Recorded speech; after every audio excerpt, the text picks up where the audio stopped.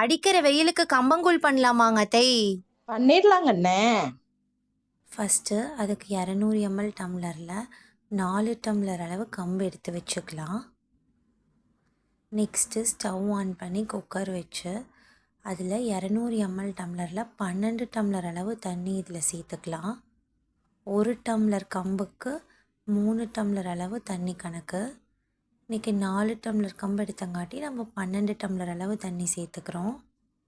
இந்த தண்ணி நல்லா கொதிக்கணும். குக்கர் அப்படியே மூடி வச்சு தண்ணி கொதிக்க விட்டுடலாம். நெக்ஸ்ட்டு நம்ம எடுத்து வச்சுருந்த கம்பில் தண்ணி பிடிச்சி அதை இந்த மாதிரி நல்லா களைஞ்சி விடுங்க. களைஞ்சி விட்டுட்டு அந்த தண்ணியை கீழே ஊற்றிடலாம். மறுபடியும் இதே மாதிரி ஒரு தடவை களைஞ்சி விட்டுருங்க. களைஞ்சி விட்டதுக்கப்புறம் கம்பை இந்த மாதிரி அரித்து எடுத்துக்கலாம். இந்த மாதிரி கம்பை நம்ம அரிக்கும்போது குட்டி குட்டி கல் இருந்தால் அது அப்படியே அடியில் நின்றும்.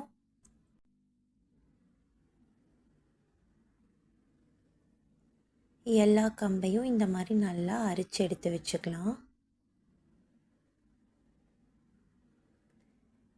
இந்த டைமில் நமக்கு குக்கரில் இருக்க தண்ணி நல்லா கொதிச்சிருக்கும். இப்போ நம்ம அரித்து வச்ச கம்பை இந்த கொதித்த தண்ணியில் அப்படியே போட்டுக்கலாம்.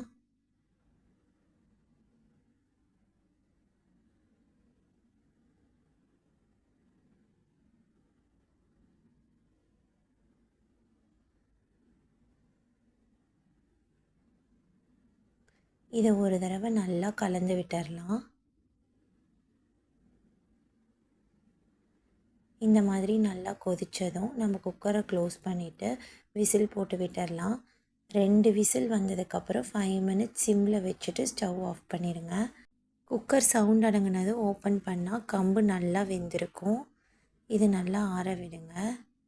ஒரு 6லேருந்து 7 மணி நேரத்துக்கு அப்புறம் பார்த்தா கம்பு இந்த மாதிரி நல்லா கெட்டியாக இருக்கும். இப்போ இந்த கம்பு எல்லாத்தையும் இந்த மாதிரி நல்லா கலந்து விட்டுடலாம். இந்த மாதிரி கம்பு எல்லாத்தையும் கொஞ்சம் கொஞ்சமாக ஒவ்வொரு உருண்டையாக பிடிச்சி நார்மல் வாட்டரில் அப்படியே போட்டுடலாம்.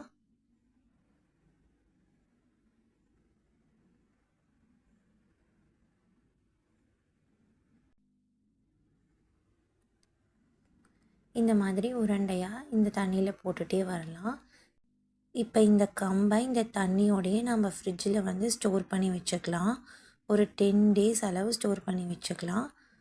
நம்மளுக்கு எவ்வளோ கம்பங்கூழ் தேவையோ அப்பப்போ இந்த கம்பை எடுத்து தயிரில் கரைச்சி கம்பங்கூழ் பண்ணிக்கலாம். இப்போ நாங்கள் கொஞ்சமாக கம்பு எடுத்துருக்குறோம். அது கூட 3 டேபிள் ஸ்பூன் தயிர் சேர்த்துருக்கோம். அதுக்கப்புறம் 1/4 டீஸ்பூன் உப்பு சேர்த்து இதை நல்லா கரைச்சி விட்டுடலாம். இது கொஞ்சம் கெட்டியாக இருக்குது. இந்த ஸ்டேஜில் நம்ம 1/4 டம்ளர் அளவு தண்ணியும் நமக்கு தேவைன்னா கொஞ்சம் வெங்காயமும் சேர்த்து இதை நல்லா கரைச்சி விட்டுடலாம். அவ்வளோதான், நம்மளோட டேஸ்டியான கம்பங்கூழ் ரெடி. இதுக்கு சைடிஷ்ஷாக அப்படியே மாங்காய் மேலே மிளகாத்தூள் உப்பு போட்டு அப்புறம் குட்டி குட்டியாக ஆனியன் வச்சு அப்புறம் ஊறுகாய் இது 3ஐயும் சைடிஷ்ஷாக தொட்டு கம்பங்கூழ் குடிச்சு பாருங்கள். சும்மா சூப்பராக இருக்கும். இன்னும் பல சமையல் ரெசிபிஸ் பார்க்க நம்ம சேனலை சப்ஸ்கிரைப் பண்ணிக்கோங்க. பக்கத்தில் இருக்க பெல் ஐக்கானை கிளிக் பண்ணிக்கோங்க. Until then, stay tuned. Bye bye.